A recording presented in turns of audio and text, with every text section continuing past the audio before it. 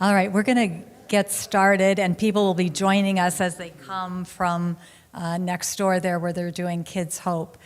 Today we have a guest to do our introduction, and then we will turn it over to the Rodriguezes. Crystal? Good morning, I'm Crystal Bultice, and I'm excited to welcome Sandy and Albino Rodriguez here today. I first met them years ago when we sat together on a Sunday morning at one of our third Sunday pizza lunches. And we've kept in touch ever since. And at one point, we were having conversations about trying to plan a trip from Third Church with volunteers, but that didn't work out for a number of reasons, like timing. However, in June of 2023, my daughter Kaylin and I were in Peru, going to Cusco and Machu Picchu, and we had the privilege of seeing Sandy and Albino on our last day.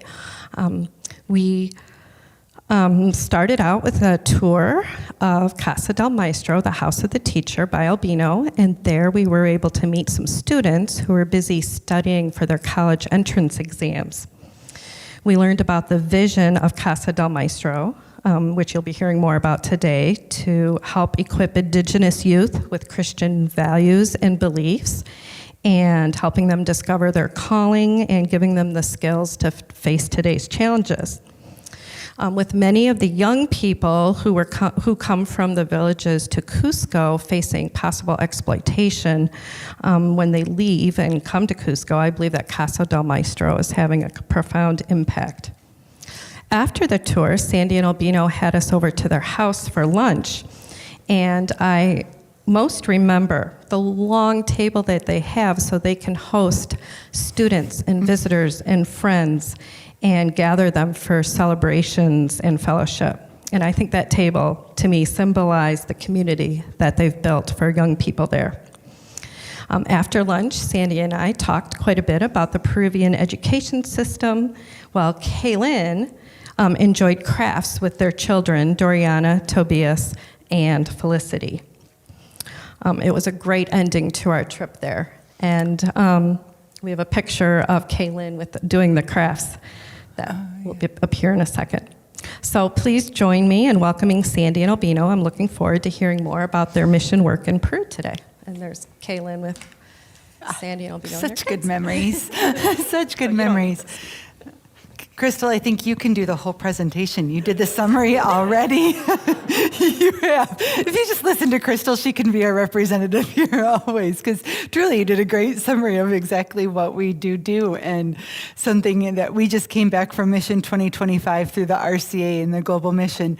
And one of the things that they talked about one of the first days was the table, that's where mission starts, is at the table, the communion table, the hospitality that happens around there, and that's where discipleship can happen as well. And so maybe this is the theme God's teaching me for this time that we're here on furlough or home assignment, whatever you want to call it.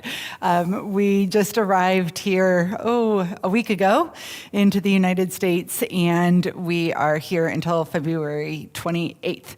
So we're here for just about 2 months, and we'll be based here in Holland, Michigan. My parents live over by the lakeshore, and the kids are with them right now, trying to keep some sort of semblance of routine for them and growing some roots here in Holland. And Albino and I will be traveling around. We also have one trip planned out towards Iowa and doing a big circle around that way.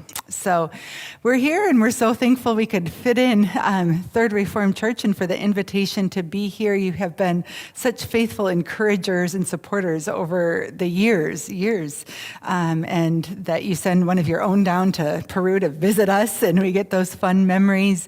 And who knows, maybe a team will come together at some point. We would love to have you. That is something that we always talk about. There are some ideas here that if somebody's interested about what a short-term trip could look like. The table. That's where discipleship does happen, and that's what our ministry is discipleship. It's walking with these young students that come from villages, remote, rural villages, around the Cusco area. They come into the city of Cusco, to study and work. Cusco is the state, it is the county, it is the city, to put it into American terms. So when we talk about Cusco, we're talking specifically the city of Cusco. The state is wide, so we actually have students that are coming in from other states as well now. So when we talk about the city, or Cusco, we mean the city. The rural villages around it, we're talking about places where running water and electricity are something new in this generation. They might have dirt floors, their toilets are squatty potties, and it is remote. They walk there, everywhere they go. Subsistence farming is a way of life. If somebody's lucky enough, they get to have a construction job somewhere that takes them remote. Maybe some of them get involved in mining, but for the most part, they are subsistence farmers. Everything is hand to mouth. And so when our students are growing up, the parents want something better for them. They want them to have a chance to live a life where they're not hand to mouth. They want them to get out of that rut of poverty and to have more opportunities. Those opportunities are not found in those rural villages. They must come into the city where there are more opportunities for employment to earn a living wage, and also to have opportunities to study past secondary or high school. So the population that we work are the students that have just recently graduated from high school, and they come in with these dreams. They are a blank page. Oops, I'm gonna ruin the surprise. They want to know, what are they gonna do? They want to study an education. They want to go to university. They want to have some sort of profession that is not working in the fields. And so they come in. Their parents want them to come in, but they don't know how to survive in this city. They don't know what that means. The parents have never lived that life before. We're lucky if the parents are literate. That's a huge thing to have a family that has literate parents. So you can imagine what it would be like to send your child to the big city that you don't understand, that you don't know, and say, well, I want you to do better, but I don't really know how to support you in this. I can pray for you, I can encourage you, but that's all I know. One of the first students that we worked with was a connection through Albino's family, and the dad came in with his daughters and said, I want them to go during summer break to a pre-university class. And they said, well, we have to find where to study and where to live and all of that, and he gave himself 2 days to do it. He thought it was going to figure that out all in this time. The girls had never even thought about what they were going to study, and they had to declare that when they went into the academy. And he didn't even know where to put them up in a room, and so Albino walked through that process with them. Well, what do you like? What are you good at? And so, okay, well, you at least sort of like math. We'll put you in this class, and no, you might like this. We're going to put you here. And then, okay, on to housing. Well, I've heard this, it's cheap over here. That's what the newspaper says. Well, yeah, you don't want two young girls, 15, 16-year-olds living in that neighborhood. It's not gonna work. You need to find something else. So they actually ended up living in Albino's family's home because they were renting out rooms and it was a safe place for them to be, a safe neighborhood, and then with a loving family to sort of watch over them. But that's what these children face, is big dreams, blank page, we're gonna make this happen, but they don't know how to. So when we saw those things happening, when we worked with students that had been leaders in the church that we had been working with in our other organization, getting lost in the city, that they were exploited, they didn't earn a living wage, they would work hours for pennies on the dollar and never be able to get out of it, and at the worst, trafficked. We're in a tourist town, trafficking is common, and you've got very, very vulnerable population that is desperate for something new and is naive about what is going on. So that human trafficking is a very realistic thing that happens for these students. So we started Casa del Maestro, And as I said, we are focused on discipleship. We're in it for the long haul with them, that it is not just a meal here or there or a little chat on a Sunday morning or on a Saturday afternoon when they happen to get some time. We want to live life with them.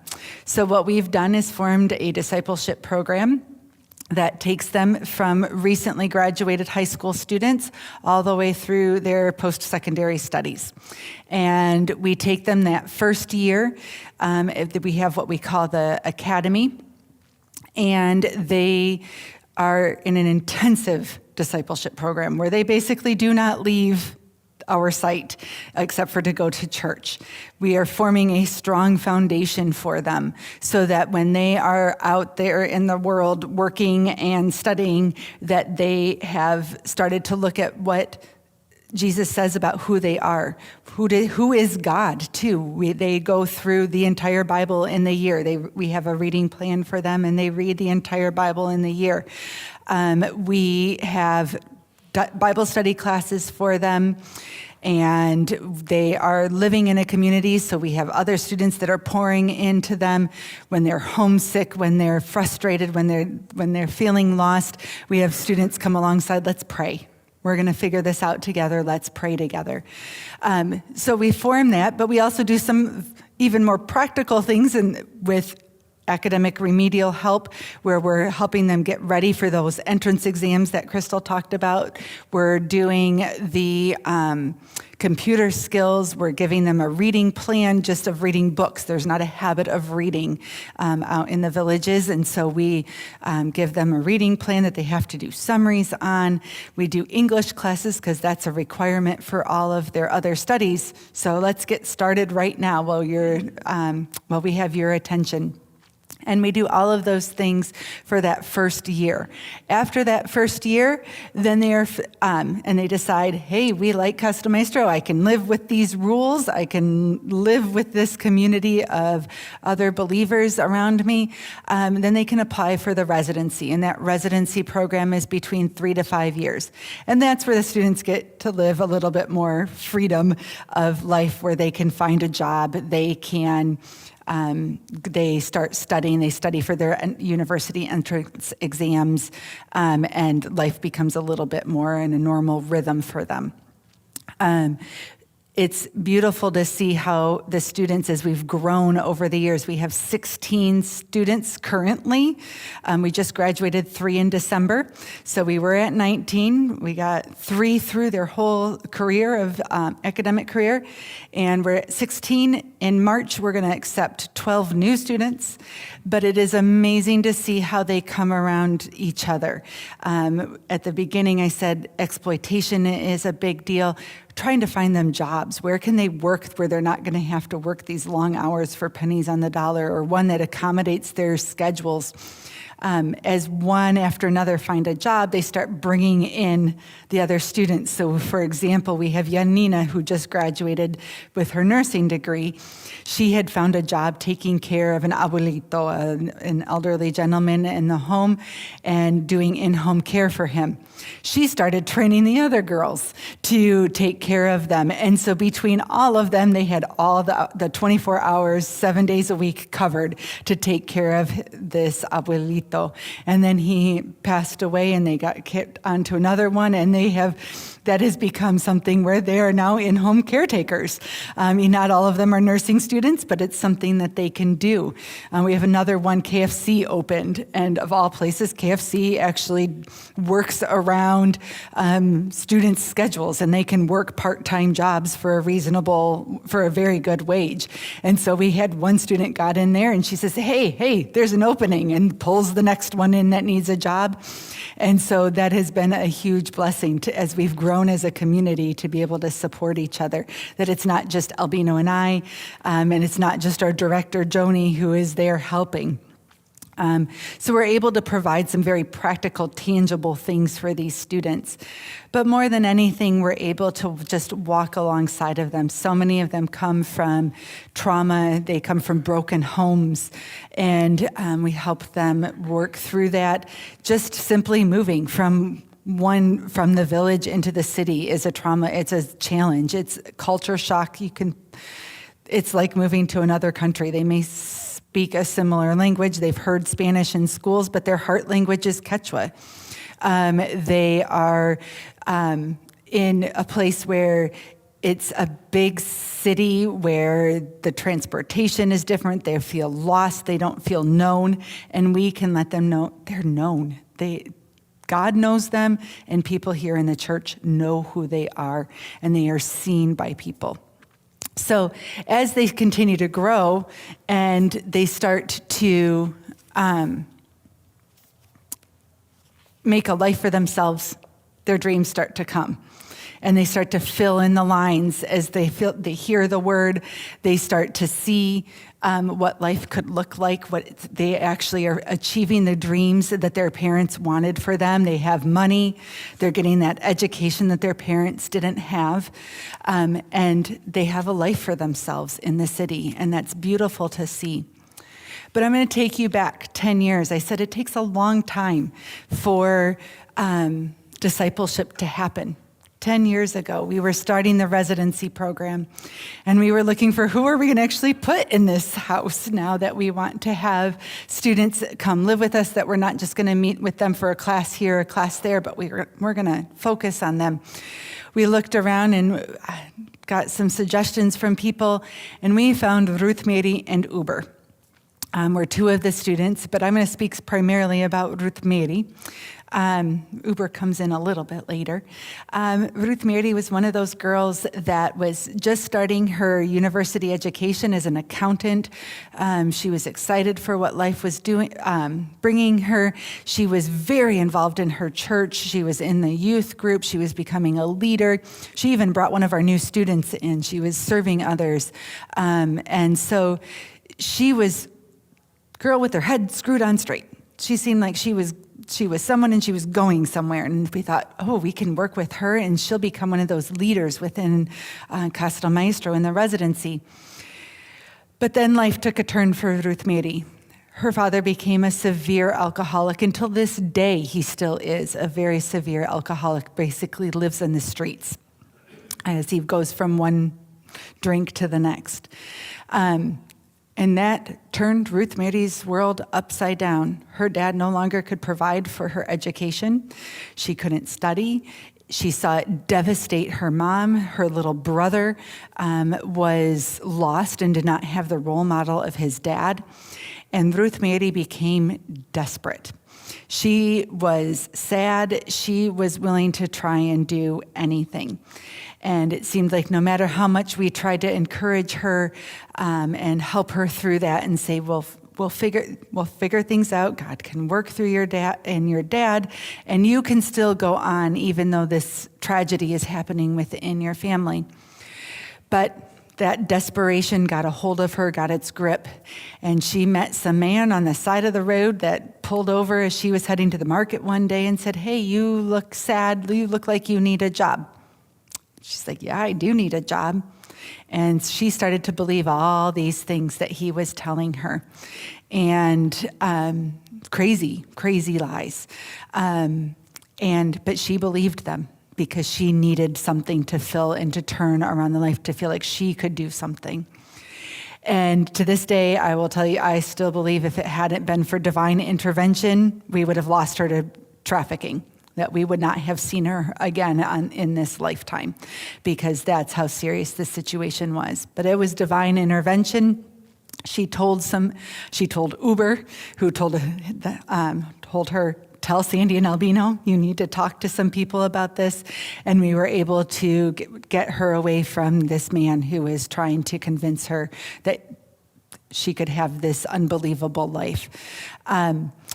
So we saved her from that, but that didn't mean life turned around. She moved to Lima. She went out of the program, and we didn't see her for a while. Things went on. We kept growing our ministry. And now I'm going to fast forward to present day, just a few days before New Year's. we'd seen Ruth Mary on and off before, but this time we got to have a good visit. Ruth Mary has married Uber, and they have two beautiful children, a 2-year-old who's in the middle of the terrible twos, so he was having his temper tantrums that day, and she has a very precocious 4-year-old girl who was into everything, very curious and things, but we still got to sit down around the table and to visit and to hear about what was going on in life for them. And Ruth Mary's life has turned around. God is faithful. She said, Sandy, Hermana Sandy, I wasn't ready to hear the things that you had told me years ago. But now I have that little voice of all that advice that you had given me going in to marriage, into raising children, into working with a church. Uber and Ruth Mary are now leaders at another church that it's about an hour from where they live. They live out in the village again, and they are going to another rural village, and they are discipling youth out there.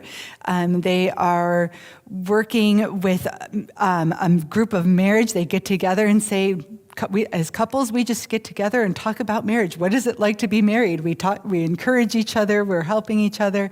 And so it's amazing to hear this young lady who we had left so desperate, in such a desperate situation and brokenhearted, to see that even though her dad's situation hasn't changed, we still pass her dad as a drunk on the side of the road. Her mom still is struggling. Her brother is still not doing well. But she herself has said, I can do this with God's help, and that I have my foundation is in God. And so all that discipleship has paid off, and we're seeing generational change in her family. As I've watched her deal with her kids, she's working with them in ways that is not typical of the culture.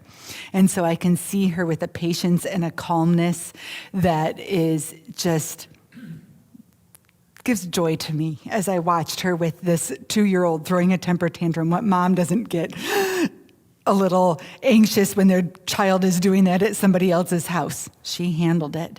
She took her 4-year-old and was right alongside of her playing. And just to see her say, marriage is hard, but I can do this. And we're working through all of those, and we've got a community surrounding us. So for all of that, the discipleship that we do and what God's word can do for people is amazing. So we take God's word, and it's no longer the blank page for Ruth Mary. It's no longer just filled in lines with a life of existence. She's thriving. She is living, coloring in a life. She is flourishing in the life that God has given her. And that's something that only the Word of God can do.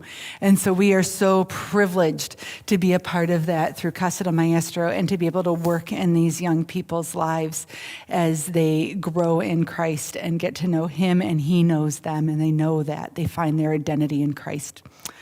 So thank you for being a part of that, because without you, without your support, we couldn't do that. And you're people who are working in Ruth Mary's life, and you are allowing us to spend our time. So with that, I'm going to close and open it up to questions if we have some time, right?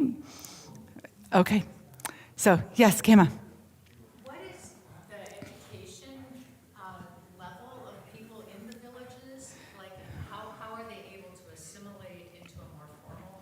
Yeah. That's one question. The other is, when you talk about the work of Casa del Maestro with God, I hear you saying we.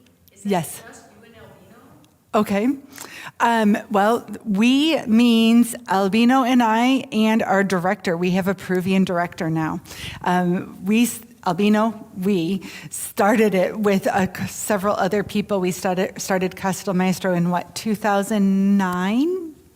2010, just informally saying we want to work with people.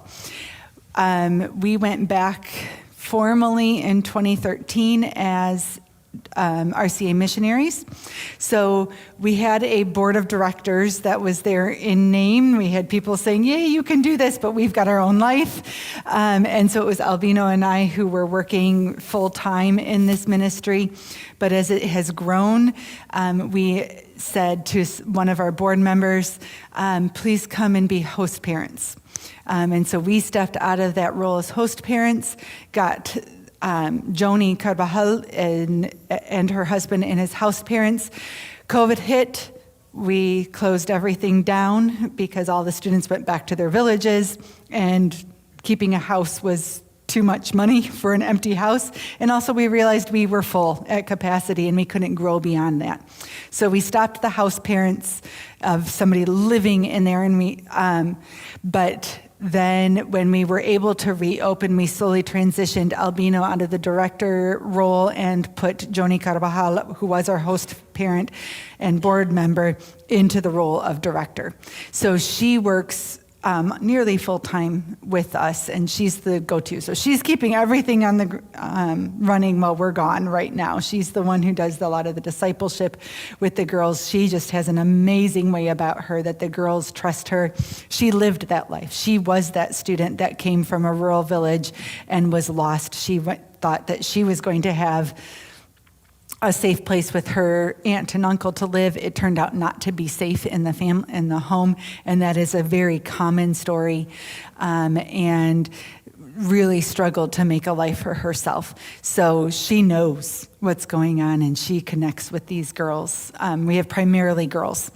For some reason, the boys don't stick around very much for very long. So, yeah, you see a few boys in there, but so when I say we, yes, it's Albino and I, but we do have a Peruvian team, and as it's grown, we've grown in volunteers too. So that academy year of teaching, where we've got the academic classes, we've got the computer skills, we actually have volunteers that come in and help. And then also because we have students that have grown in the program. They're developing their leadership skills. They're doing some of that teaching themselves. So they've just done all of that prep themselves. They're in the studies. Hey, would you please teach the communications class? Would you please teach the geography class for it? It's been a while since we've done some of that. How about you help with that? And so that's been really good. So we've got a great team that has just kept growing. And then to answer your other question, education. Well, that's Joni Carvajal, and I don't know if any of you know Liz Testa, Reverend Liz Testa. She's part of the women's ministry and things. I think she was here visiting, and she's telling me she's back here in Michigan in February. So yes, they came. There was a team that came with Laureen was with that team. So that's Liz and Joni. The education aspect. Parents, the moms generally have an elementary education. Dads may have gotten through maybe like middle school or high school level education. The students themselves all have graduated high school. So they do have their high school degree. However, the level of education, even though it's a high school degree, is not the same level as somebody coming in from the city. Just the level of education, what they're coming in with to the city with, is not there. So the system is very different to get into the university, but it's a competitive entrance exam. So there may be, let's say, 200 slots available for the public university. Several thousand will take the entrance exam. And so they are not ready to compete at that level because they're competing not only against people who have been in the city and who have gone to private schools or who have, had more chance at some of these, the pre-university classes. They're also competing against people who have tried this test over and over and over again. So it can take some people. Albino, how long did it take your siblings to get through? 2 years? 2 years of after high school graduation to be able to get a grade well enough to compete and get in to the school. So that's so yes, they have a high school education on paper. Is it something that we would say is what we want them to have, that's enough? Not yet, no. Mm-hmm. Any other questions? Okay, well. Of the 12 incoming, how Yes. many would you anticipate will stay? Oh, we've got a high attrition rate. I would say maybe half. So that's one of the reasons why every year we've accepted almost 12, but about half of them or more leave. They decide that they don't like the rules, or they don't like, because we don't ask that much of them. We ask them to keep their bedrooms clean. We ask them to keep the common areas clean, and they have to cook their meals. But trying to cook meals in a large group, sometimes that can create some conflict, that not everybody wants to cook together, things like that. But we know that's an important life skill that they need to do, and it also is the teamwork aspect that we want them to form. So some of them don't like that. Some of them it's just a natural attrition rate, because when we start, we've had to bridge a gap that if we wait too long into the year to start the academy, we lose time, but we get an anxiousness on the part of the parents and the students that they're not doing enough, that we've got to get these kids into school because it takes 2 years of preparation to get into university. We're wasting time.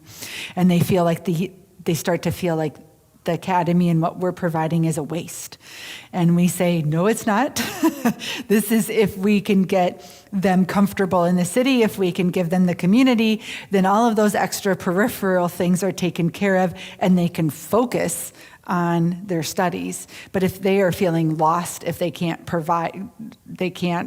get more than a bag of potatoes for their meal, which we know one who lived off of bags of potatoes, they're not going to do well. If they're not sleeping because they're working all these hours, then you can't concentrate to study. So we try and take care of all of that. Parents don't always see it that way. Aunts and uncles don't. Another thing we face is not a bad thing, but it takes time for some of the results of entrance exams or scholarships to happen. So like we lost one student this year. She decided that it was better for her to go to school in Bolivia rather than here because the medical program is easier to get into and less time. So she ended up moving to Bolivia. Another one said, I would prefer to go work with my uncles in heavy machinery instead of studying it right now. So he just left and said, I've got an opportunity with my aunt and uncle.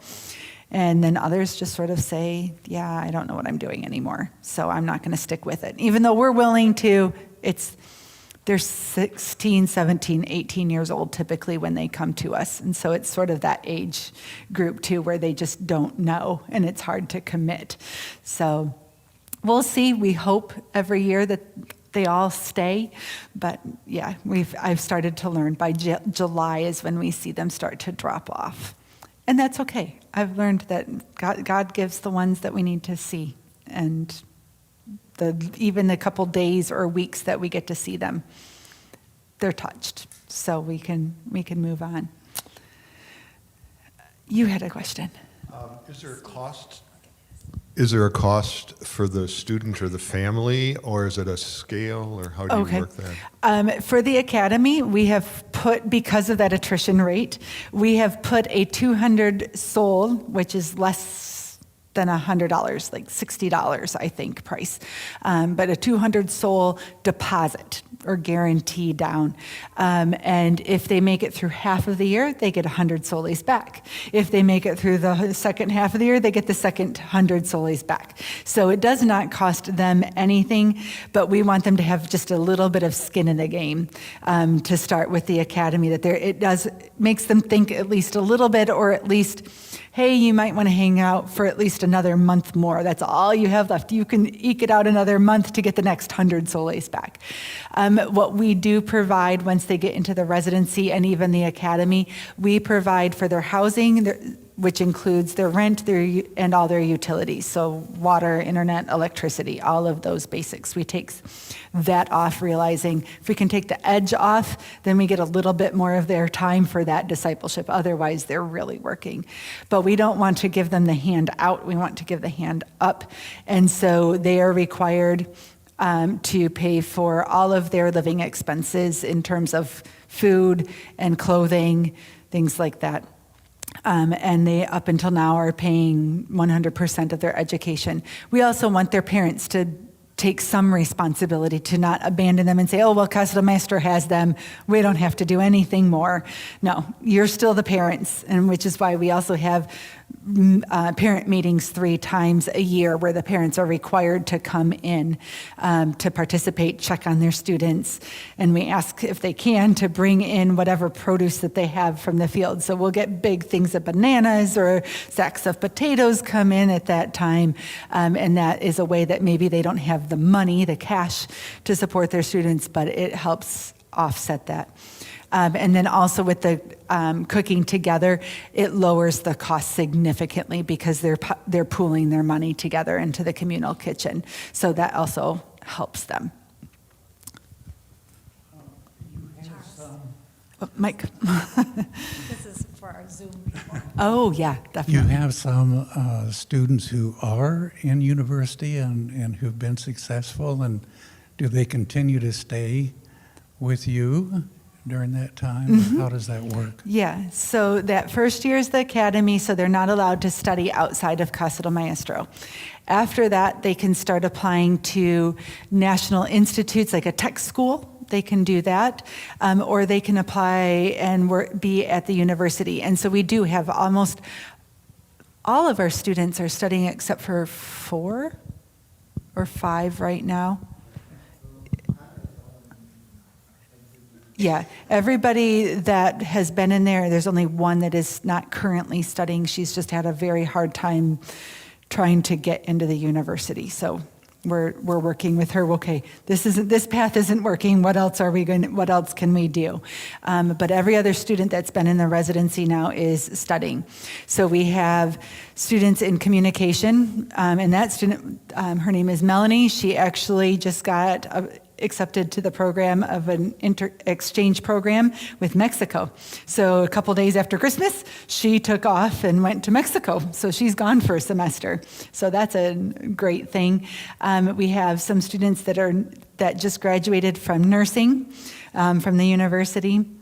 We have another one that's in education. We have a lot of teachers right now. Teachers and nursing seems to be the trend at the moment. That's what they're studying. We have quite a few that are in a private school for elementary education. So they're studying there. And the class that just graduated 2024, because our school year is the actual calendar year, that just graduated from our academy.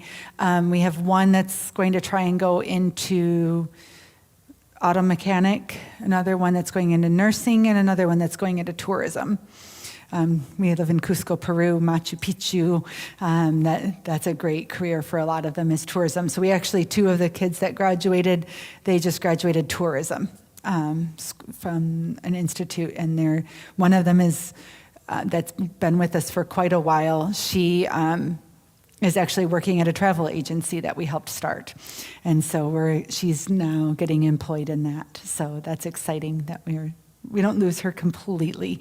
She's been a part of our lives since our youngest, Felicity 9, was a baby. So she's grown up. She's the big sister for our kids.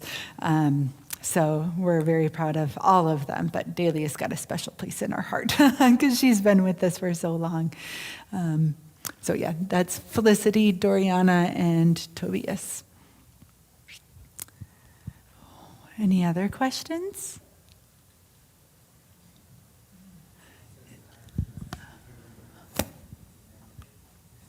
Oh, yeah. Before we get the next question, you asked about who's studying and what they have. A new initiative that we're taking is looking at cost of living has gone up a lot, which means it's harder for these students who already had a hard time to be able to pay for their education. So if you're interested, we do have some information on our website. You can see some of our students up here, and it has their profile if you'd be interested in doing an education sponsorship for them, a scholarship program, and it would go to a student that we would order it in who has the greatest need based on that timing. So if you're interested in that, that would be another way. We have a cost of $1,000 for just keeping the doors open, and then we're looking at $1,000. That's a year, and then $1,000 for a scholarship for them to be able to study. But that's something new we're starting, so that answers a little bit more of your what does it cost for it. But for the students themselves, they are truly responsible for their education, but we're hoping to just take that edge off so that opens more doors for them. Marilyn. Questions just about the area, subsistence farming. Are they getting help from some other programs to work their land better? Yeah. And I'm just curious, you went to Peru with another program. What was that program that you went to? I went down with Wycliffe Associates, which is Wycliffe Bible Translators. It's an arm of that family, to work with an organization called ATEC. And ATEC works out in the villages, developing strong families that will develop strong churches and thus strong communities. And so ATEC is the organization where Albino was working, and that's where I went. I was partnered with them. That's where we met. And so ATEC is one of those organizations that doesn't necessarily work with subsistence farming directly in that social aspect, but working with forming the families, like I said, and so that helps out in the communities. Cusco, Peru is known for its NGOs, for the nonprofits that are supporting anything and everything around the needs of poverty, social justice, all of those things. I think it has one of the most orphanages that are in the country. There are so many different orphanages. So there's a lot of nonprofits that are around. I can't tell you a name of one that works specifically with subsistence farming. Farming is like we don't have any lands to work on. So if they work land let's say it's not even face a parking lot, church has. So That would be a big field. it's not enough to sell and maintain a farm. So they only grow so they can eat as farmers. Yeah, the fields there are small. So the size of this room is a decent size. In the city, it's a decent sized plot, and then you can go to the parking lot, it's a big field. It's not at all our American idea of what a field is like. Anything else? Any other questions?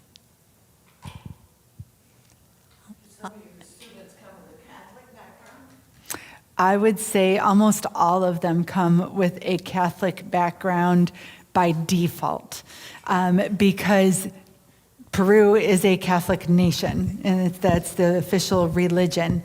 And so all of them have some sort of background in that. And when we say Catholic background, it also means a syncretistic Catholic. It is mixed with the traditional Quechua Incan religions. And so when they are Catholic, some of them by default will just say they are Catholic because they have those beliefs where you have the saints mixed with the traditional gods. You've got the traditions and the holidays mixed with the Catholic holidays. The majority of them will come in as Christians. So we say evangelical Christians in that world, so Protestant.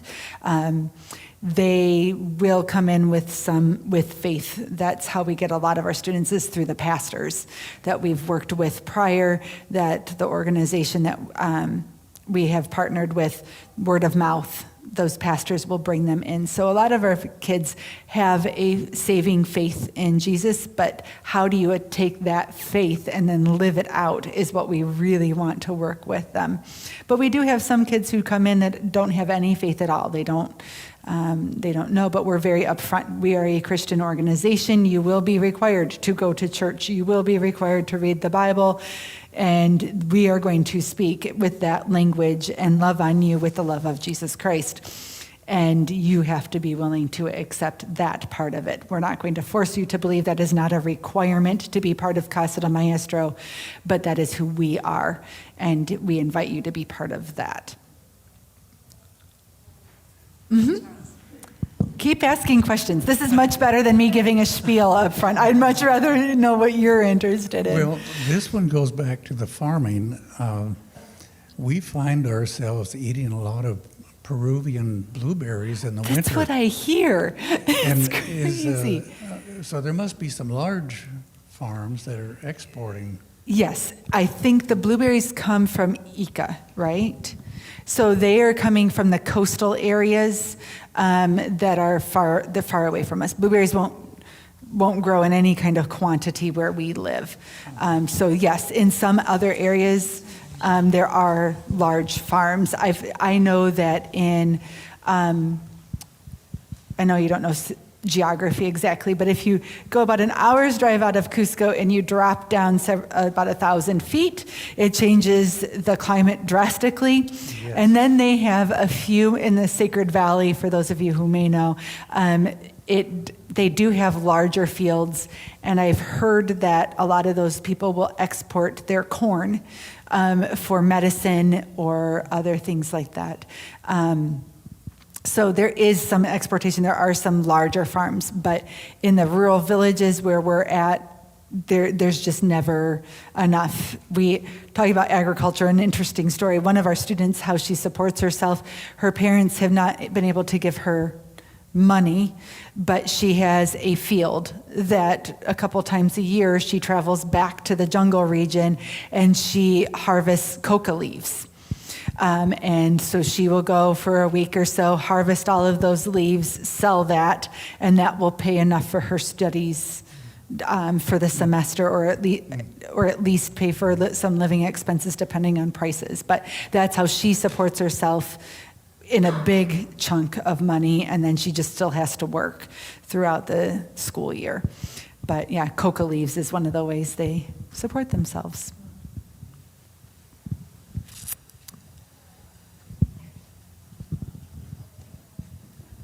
You're in the southern hemisphere. Correct. And I would expect that Christmas would be warm weather for you. But the picture with the Christmas tree, not this one, Oh, yeah. had all jackets and warm, or winter, I would say winter clothes on. The clothes that I am wearing now, what Albino has on, that is typical clothing. We are at 11,000 feet. So even though we are close to the equator and in the southern hemisphere, you would think that it would be warm, that it would be jungle. But that altitude means that the weather never gets fully warm. It is dry, arid land. It's not arid like a desert, but it is very dry.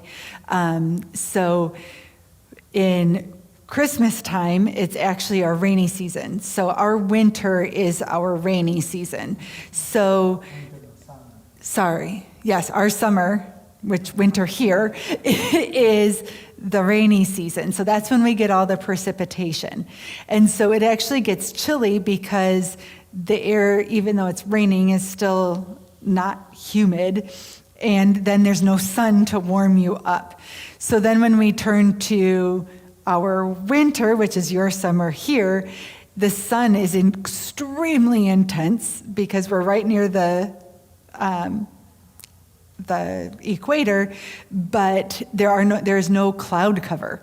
So the temperatures drop to below freezing at night at times, and then it warms up to normal temperatures, I would say fall temperatures here around during the day. But if you're in the sun, burning hot. And then if you move under the shade of a tree, it is cold. And so we do lots of layers and things like that. And the only reason why we don't get snow is because that's our dry season in the winter, is that there's no precipitation. So we get hail Doriana one time made a Hail Man.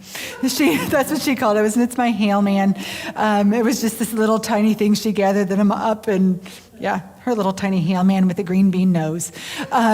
So they're loving the snow out here because we don't ever get to see it. Yeah. I was surprised that you mentioned a computer. Yes. What kind of technology, how advanced is their civilization? What would they be surprised by coming from there to here? Well, we do have computers out in the village.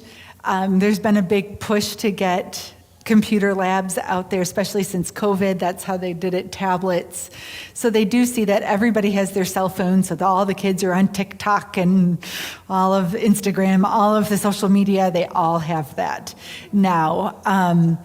But their ability to use computers in a way that is productive or good for a job is something that we need to focus on. There's not enough of the computers, so they don't type their essays in school, if they even write essays. I don't think they do write that many essays in school, even though they're out of high school. That's some of the lack of education, the level that they're getting. Things that would surprise them. Yeah, people have TVs, they have all of that. So even though they have a dirt floor, they all have a TV. Yeah, now that there's electricity out there, they all have TV. I mean, you could talk to Albino, that's a different story from his childhood, but it's where they would go to football fields carrying a cable up the hill and putting up the antenna with the TV to watch, the game or a movie. That's the way it used to be in his childhood. It's changed drastically for a lot of them. There are still some things that are not quite the same. Let's see, technology here. We have to get used to the doors that open for us, everything automated, the automatic flushing toilets, the sinks and the things like that. Everything being orderly here and like clean and straight lines, things like that is, organized. That is always just a bit of a, the city being organized, that there's zoning. Yeah, I actually mention you, Steve, a lot. I'm like, there's this guy we know. That's his job. We need him to move down to Cusco and plan our city a little bit. That's an actual job that people can have. Can somebody study that, please? What else is different? That you can drink the water out of a tap. I know some people are saying that's not as safe as it used to be or whatever, I don't know, but it's still not, nobody in Peru would ever consider drinking water out of a tap. So we all have filters or boil the water beforehand, and you definitely disinfect all of your fresh fruits and vegetables. Or they have to be cooked very well. So that's always a change. I was chopping up vegetables this morning and thinking, I can just take it right out of the refrigerator. I don't have to wait 15, 20 minutes for it to be disinfected before I can do that. It changes the mindset for me a little bit. What other things are surprising? Yeah. What about food products or things that you would buy in the grocery very easily here? Mm-hmm. Find what you need. It has changed. Could you repeat the question if they don't wait for the mic? Oh, yeah. The question is, what about food products, or what kind of what would a grocery store look like, or what do we have there? I would say for Peru, fresh produce is cheap. To eat healthy in Peru is relatively easy in comparison to here. An avocado, for example, there is always going to be good, almost always, and it costs, an avocado here costs you $1 for just one avocado if it's on sale, and you never know whether it's actually going to mature or not. It's ripened properly, and you never know. There I can buy an entire kilo, so that's 2.2 pounds of avocado for the same price of just one, and they're all going to be good. So eating healthy there is nice. Eggs now. My mom was telling me the price of eggs has gone up extremely high there. that's a cheap meal for us. That's still there. I can get 30 eggs that don't need to be refrigerated. Eggs are not refrigerated, so we buy them in packs of 30, and they just sit out on the counter. So those are really cheap for less than $8 or something like that. Yeah. All right, I think we need to stop. We're at our time. Oh, yeah, 12:15. Our questions could go on. Thank you so much for Oh, all of it's the our pleasure. information and the inspiration. Thank We you. appreciate it. If you want, we have a sign-up sheet for our newsletter if you're not on it already. And there's just some more information. Come up, take a picture of one of the girls to be able to pray for them. And we just truly thank you for all that you've done for us as a couple, as a family, and then through us, Casa del Maestro. Thank you. Thank you. God bless.